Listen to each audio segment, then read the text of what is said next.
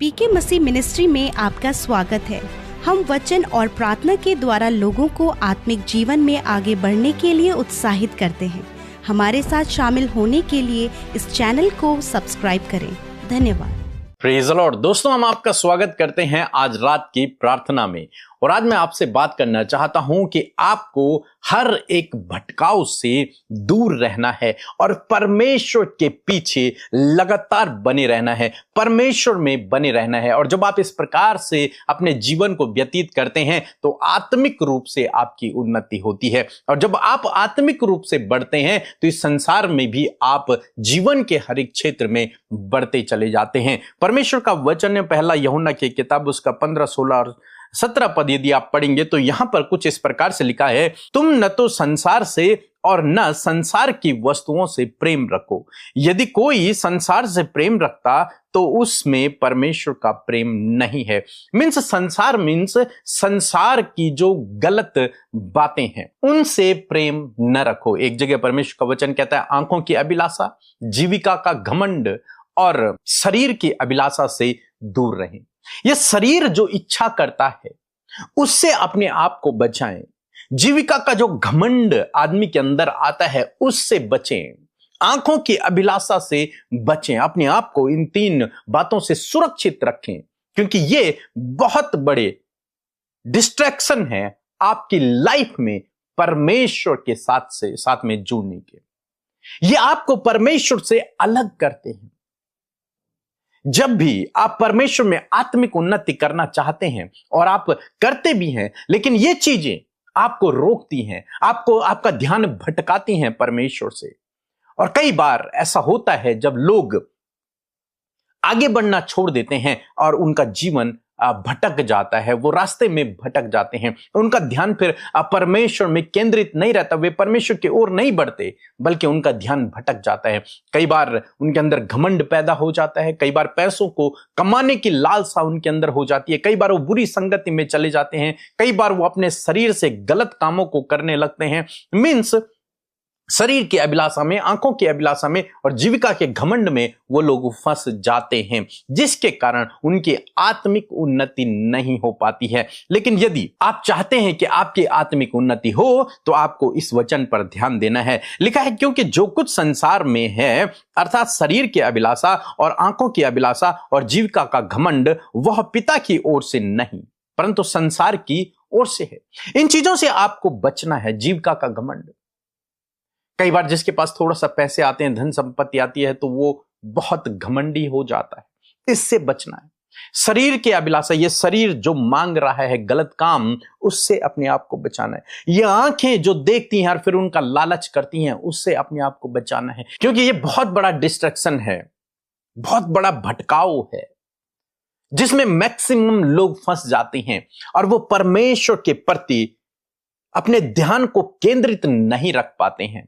और जिसके कारण क्या होता है, वे डूबने लगते हैं, उनके जीवन में प्रॉब्लम्स आ जाती हैं। जैसे हम पतरस की लाइफ में भी देखते हैं। एक दिन ऐसा हुआ कि यीशु मसीह पानी पर चल रहे हैं और पतरस ने कहा कि प्रभु, मुझे भी तेरे पास आना है पानी पर चलकर। प्रभु यीशु मसीह ने कहा, आ जा।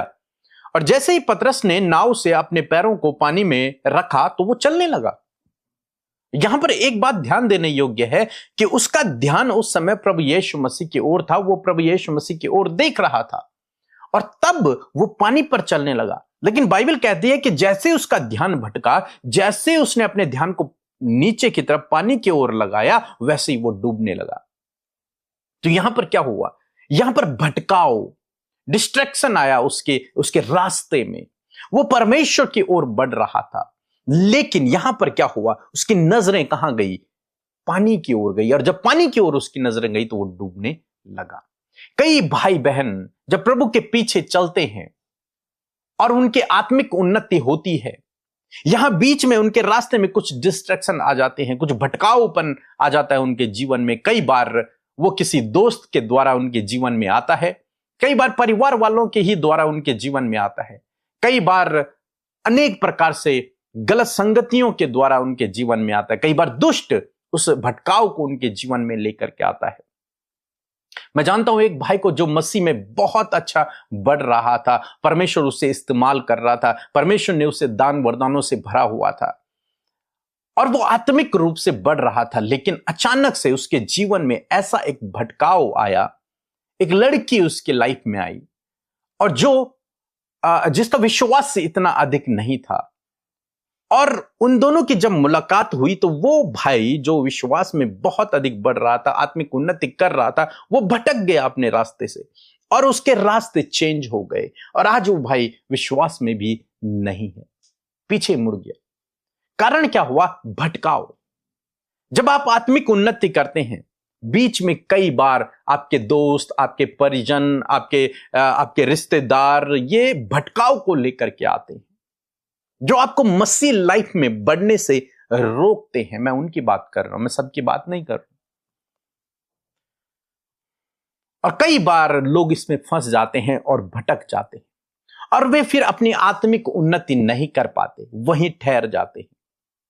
जिसके कारण क्या होता है? जिसके कारण वो परमेश्वर के आशीषों को अपने जीवन में नहीं देख पाते, जिसके कारण वे फिर संसार में लिप्त हो जाते हैं, जिसके कारण वे, जैसे यहां पे लिखा है कि संसार के हो जाते हैं। 17 पद में लिखा है, संसार और उसकी अभिलाषाएं दोनों मिटते जाते हैं, पर जो परमेश्वर की इच्छा पर चलता है वह सर्वदा बना रहता है। इस संसार की जो अभिलाषाएं हैं वे तो मिट जाएंगी, लेकिन जो परमेश्वर के पीछे चलता है, उसकी आज्ञाओं पर चलता है, वो सदा बना रहेगा।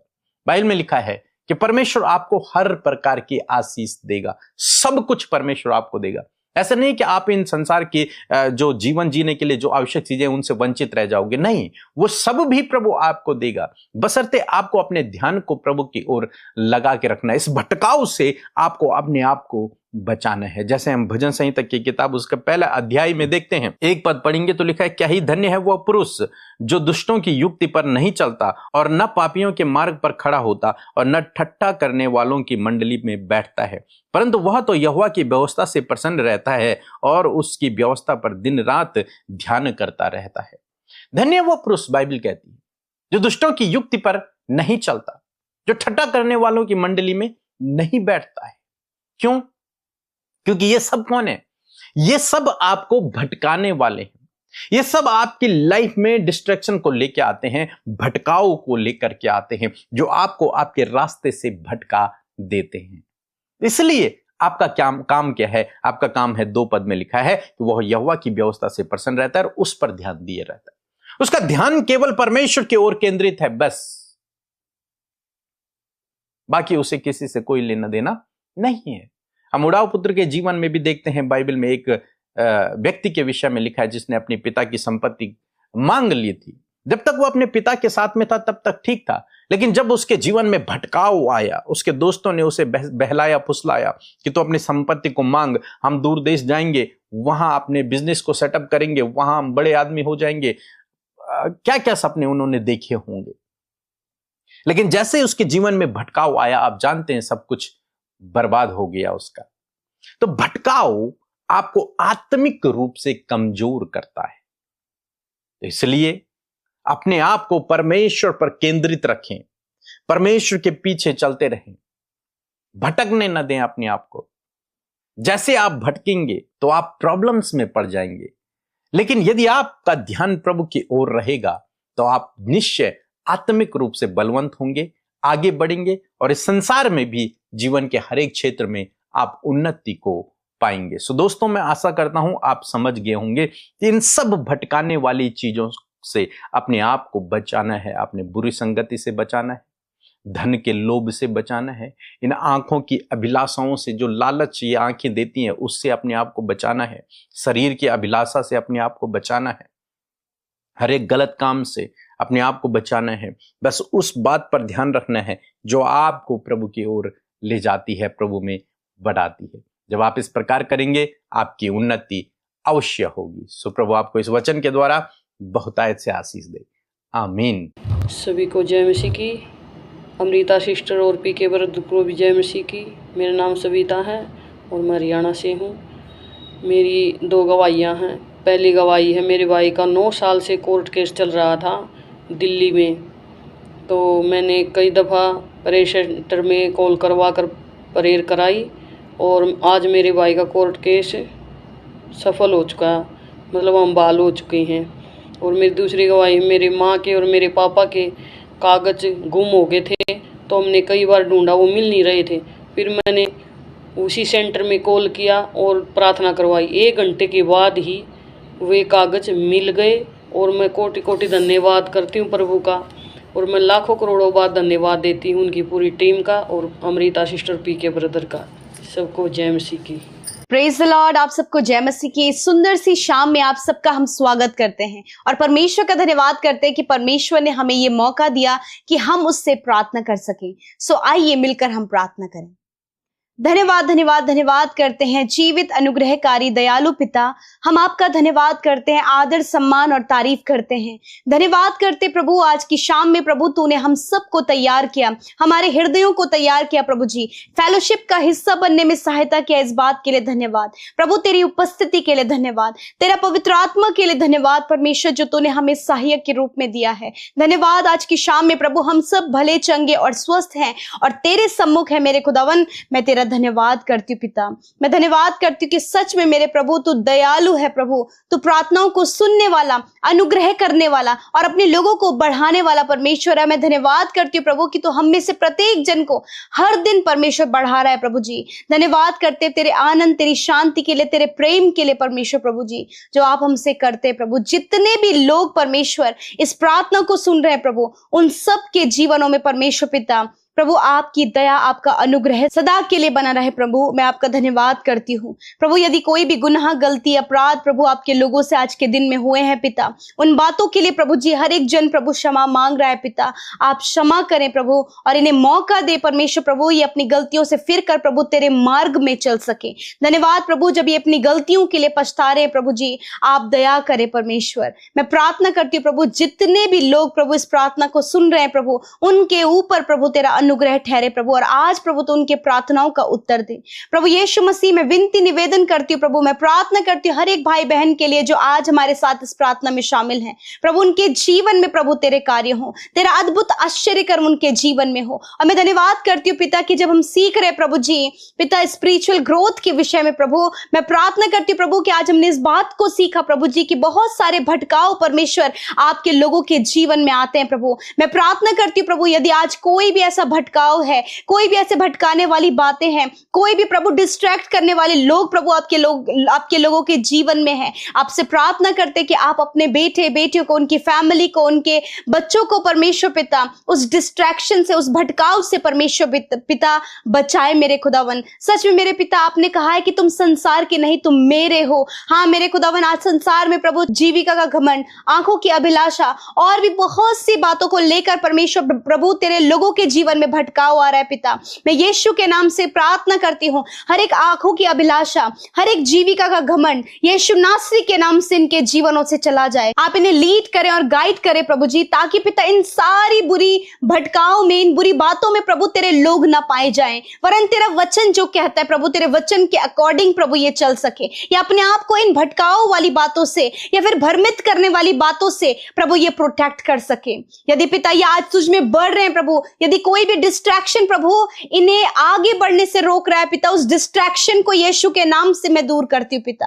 प्रभु आप इन्हें गलत रिलेशनशिप से प्रभु बचाएं प्रभु, आप इन्हें गलत दृष्टि से बचाएं पिता परमेश्वर। आप प्रभु हर एक जलने वाले तीरों को जो आपके लोगों के विरोध में उठाए जाते हैं यीशु के नाम से हम उसे रद्द करते हैं पिता। मेरे प्रभु जी जितने भी लोग प्रभु जी आत्मिक रूप से उन्नति कर रहे हैं प्रभु, यदि वो आज ऐसी बातों को फेस कर रहे हैं प्रभु जी जिसके कारण परमेश्वर वो अपने आत्मिकता में प्रभु जी कमजोर पड़ रहे हैं पिता, मैं आज प्रार्थना करती हूँ वो भटकाने वाली बातें जाओ यीशु के नाम से, इनके परिवारों से वो भटकाने वाली बातें चली जाए, हर एक मसीह व्यक्ति के जीवन से भटकाने वाली बातें चली जाए। मेरे पिता मैं प्रार्थना करती हूँ प्रभु यदि आज कोई भी जन परिवार में ऐसी स्थिति में है खुदावन, तो उसे आप इसी वक्त छुटकारा दे परमेश्वर। मैं विशेषकर प्रार्थना करती हूँ प्रभु जितने भी परिवार प्रभु जी आज प्रभु एडिक्शन के कारण प्रभु जी, रॉन्ग रिलेशनशिप के कारण प्रभु, गलत संगति के कारण प्रभु जी, गलत डिसीजन लेने के कारण परमेश्वर पिता आज प्रभु बहुत सी प्रॉब्लम प्रॉब्लम्स को फेस कर रहे प्रभु इनके परिवारों में पिता, आपकी दया को, आपकी सल्यूशन को मांगते पिता। इस समय प्रभु जितने लोग डिप्रेस है, एंजाइटी में है खुदावंद,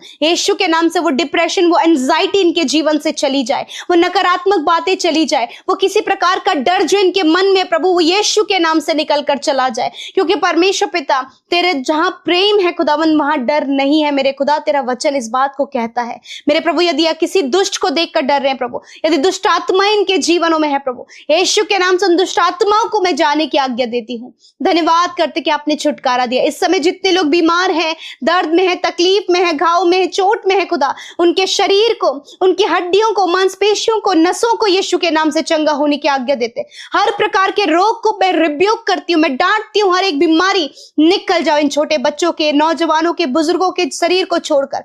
यीशु के नाम से बीमारी कोई अधिकार तुम्हारा इनके शरीर में नहीं है, निकल जाओ यीशु के नाम से। धन्यवाद, तेरे कोड़े खाने से ये भाई और बहन चंगे हो गए पिता। गंभीर से गंभीर रोग से प्रभु तूने छुटकारा दिया। मैं प्रार्थना करती हूँ प्रभु, जितने भी लोग परमेश्वर पिता आज अपने जीवनों में परेशान है प्रभु, फाइनेंस को लेकर, कर्जे को लेकर प्रभु जी, बच्चों को लेकर परमेश्वर, घर को लेकर प्रभु, किसी काम के ना बनने को लेकर, या फिर परमेश्वर असफलता को लेकर खुदावन, ये सारी बातें निकल कर चली जाए। उपाय तेरी ओर से तेरे लोगों के जीवन में आए, वो आशीषित हो जीवन के हर एक क्षेत्र में खुदावन। धन्यवाद करते पिता, जब इन्हें कुछ भी समझ नहीं आ रहा है पवित्र आत्मा आप इनकी सहायता और मदद करें।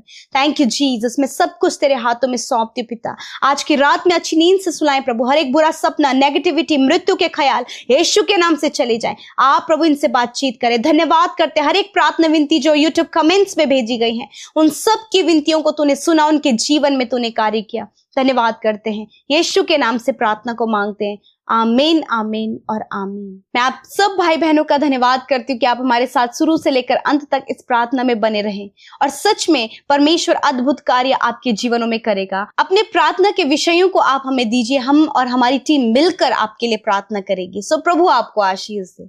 जय मसीह की।